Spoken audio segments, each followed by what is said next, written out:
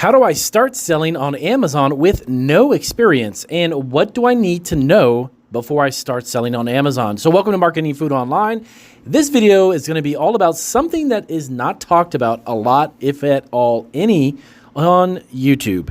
Now, I've been on Amazon for nearly a decade now. We have sold over $1 million worth of our snacks and candies and baked goods and all these other good items, the 300 plus items that we have on Amazon. So my wife and I have learned through only experience, but I thought I'd put together a video since I've got my YouTube channel here and I've been teaching people for over 5 years now here on YouTube. I wanted to put together a list of actual terminology, words that you need to know and understand if you're asking yourself, how do I start selling on Amazon with no experience? To be honest with you, the idea of understanding how much it costs and the types of products and making a listing, that is all good and well. But I'm going to tell you right now, the backbone of any successful Amazon seller or the backbone of an Amazon seller who no longer sells on Amazon because they didn't know what I'm about to tell you is the words, the terminology, the things you need to know on the back end of your store in order for you to be successful.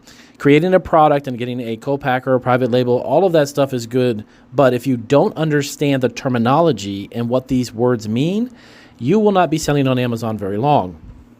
So I put together a handful of words and gave a full explanation as to what they are and how they impact you as a seller, especially if you're beginning. So if 2023 or even 2024 is going to be your first year selling on Amazon, well, I'm going to wish you all the best and good luck, but you need to understand what I'm about to tell you. So let's get started here. Number one, ASIN. ASIN. It's Amazon's standard identification number.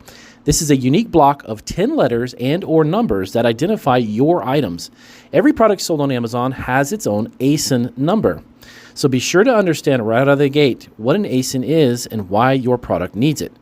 Next up, Fulfillment by Amazon, FBA. This is a service provided by Amazon where sellers can store their products in Amazon's fulfillment centers. Amazon will handle storage, packaging, and shipping to the customers under the FBA program.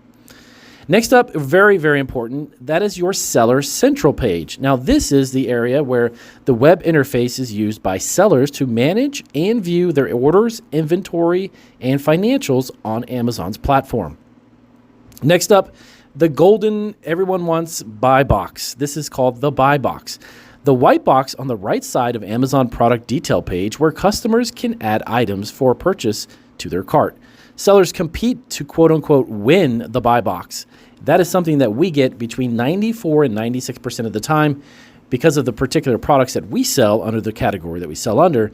And sometimes it does fluctuate and goes ups and down, but all in all, it is definitely something you want to strive for because it definitely increases your sales. Next up is Fulfillment by Merchant. This is actually FBM. When the seller handles the storage and shipping of their own products rather than using Amazon's FBA service, it is known as FBM. That is actually the business model we use because we used to use FBA for quite a few products, but it actually got more costly for our particular items and we ended up not using it anymore. Next up is private label. These are products that are manufactured by one company but branded and sold under another company's brand. That is something that you definitely want to look into if you have a particular product that maybe you want to expand your reach and you want to mass produce it out of a private label business. Next up, Amazon Prime. Of course, you may be familiar with that. From a seller standpoint, it's very important. A subscription-based service offered by Amazon that provides members with various benefits, including free 2-day shipping on eligible items. Next up is Inventory Performance Index. This is the IPI. Now, this is a metric in Seller Central that reflects how efficiently and effectively you're managing your inventory. Next up, this one is super important. This is something that we took advantage of, and I highly recommend if you've got your own brand, is Amazon Brand Registry, a program that helps brands protect their intellectual property and create an accurate and trusted experience for customers on Amazon. Next up, the dreaded A to Z guarantee. You definitely don't want to get those. That's all I'm going to say. A guarantee provided by Amazon that ensures customers receive the products they ordered or can request a refund. Next up is your listing. Okay, now this is the product page for each item you sell on Amazon. Amazon Advertising. Now, the platform's suite of advertising services, including sponsored products, sponsored brands, or display ads, falls under what's known as Amazon Advertising. Next up, you want to look at and always take a look at the quality of your Amazon storefront. A branded destination on Amazon for brands to showcase their product story and catalog. Now, this is the next one I'm going to tell you about is something that's really, really crucial if you want to be selling directly to businesses and can increase your profits considerably because they buy so much. But it's the B2B. This is business to business. Now, that refers to selling products or services directly to other businesses as opposed to individual consumers. That's something that we do all the time with our products, and we have a lot of corporate orders and business orders that are very big that come through under the business to business. Now, next up is retail arbitrage. Now, this is definitely a topic that's discussed on YouTube quite often. Now, that's the process of buying products from retail stores or other online marketplaces and then selling them at a higher price on Amazon. Amazon Seller App, a mobile app for sellers to manage their Amazon business on the go. I highly recommend that if you become an Amazon seller, we actually have that on all of our phones. My wife even has it. We can definitely access all of our information at the click of a button. Sales rank. Now, a number Amazon assigns to products based on their sales history and other factors. A lower number indicates higher sales, so you definitely want to be either number one or within at least the top 100. That's always a plus. Now, feedback. Very, very crucial, very important aspect of selling. Ratings and comments that are given by customers about a seller or product on Amazon. Next up, you want to apply for what's known as a pro merchant, a seller account that requires a monthly fee but offers lower per item selling fees. Long-term storage fees. Now, these are actually fees charged to FBA sellers for inventory that has been in Amazon's fulfillment centers for over 365 days. And to be honest with you, if you have a product that hasn't sold in 365 days, you probably shouldn't be selling it on Amazon. Now, SKU, this is SKU. That is a stock keeping unit. Now, this is a unique identifier for each distinct product and or service that can be purchased. It's known as a SKU. Now, conversion rate, the percentage of visitors to a product listing that actually end up purchasing the product. You want a very high conversion rate, obviously. If you have 100 people visit your product and 100 buy it, then you're on the path to success, trust me. Now, parent-child listing. Now, this is a listing format used on Amazon that groups variations of products like size or color under one main listing.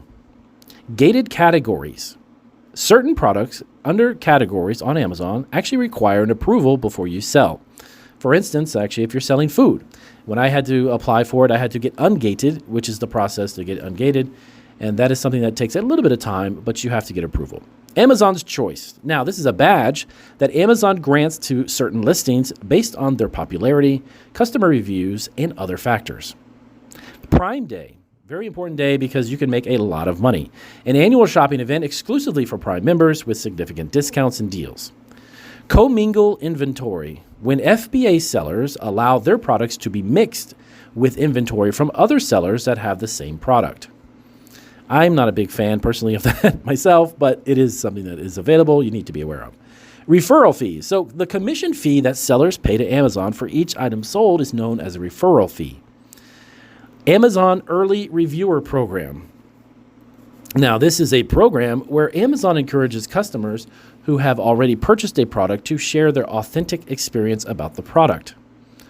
Flat file. Now, this is an interesting one. Now, a spreadsheet format that's actually used to upload product data to Amazon in bulk. Headline search ads. This is a type of sponsored advertisement that appears at the top of Amazon search results.